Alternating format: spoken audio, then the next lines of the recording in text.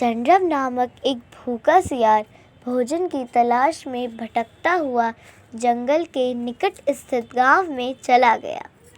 गांव की गलियों में घूमते हुए उसे कुछ कुत्तों ने देखा तो उस पर टूट पड़े। किसी तरह जान बचाकर चंद्रव वहां से भागा और एक मकान में घुस गया। वह मकान एक धोबी का था। मकान के एक कोने में बड़ा सा ड्रम रखा हुआ था। चंद्रव उसमें छुपकर बैठ गया। वह रात भर वहीं छुपा रहा। सुबह होने तक कुत्ता वहां से जा चुका था। चंद्रव ड्रम से निकलकर जंगल की ओर गया। उसे बड़ी जोर की प्यास लगी थी। वह पानी पीने के लिए नदी किनारे गया तो पानी पीने में अपनी परछाई देखकर चौंक गया। उसका रंग नीला हो चुका था। रात में वह जिस ड्रम में छुपकर बैठा था उसमें धोबी ने नील घोला हुआ था। उस नील का रंग चंद्रव के शरीर पर चढ़ गया। पानी पीकर जब वह जंगल में पहुंचा तो दूसरे जानवर उसे देखकर डर गए। नीले रंग का विचित्र जानवर उन्होंने कभी नहीं देखा था। वे डर के मारे भागने लगे। चंद्रव ने जानवरों को भयभीत देखा तो बड़ा खुश हुआ।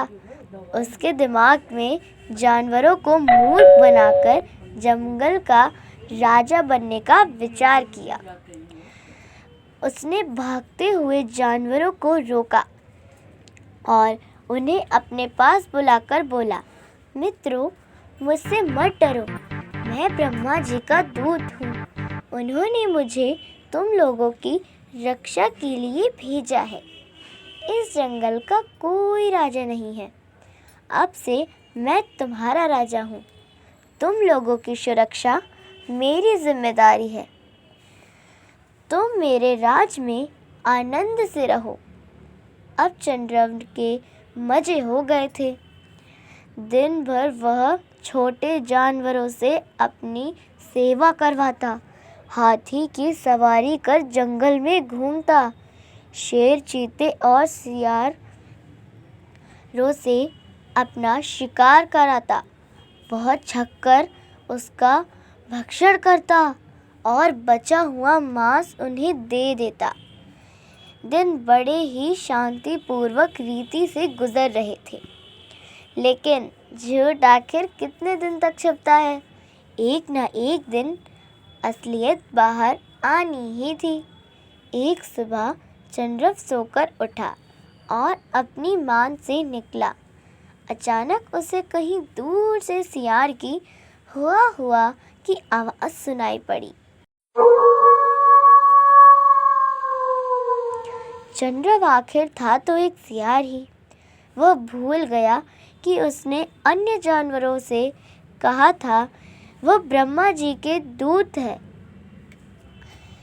उसके बाद मस्त होकर हुआ चिल्लाने लगा।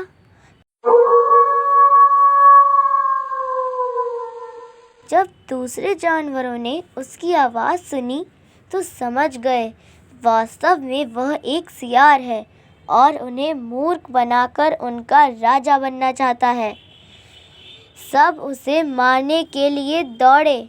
चंद्रव ने भागने का प्रयास किया किंतु शेर चीते के पंजों से ना बच सका और मारा गया। सीख: जो अपनों को ठुकराता है और परायों को अपनाता है उसका नाश हो जाता है। झूठ की उम्र लंबी नहीं होती। जब वह खुलता है तो उसका दुष्परिणाम भुगतना पड़ता है। तो आपको ये कहानी कैसी लगी मुझे ज़रूर बताइएगा। धन्यवाद। आपका दिन शुभ हो।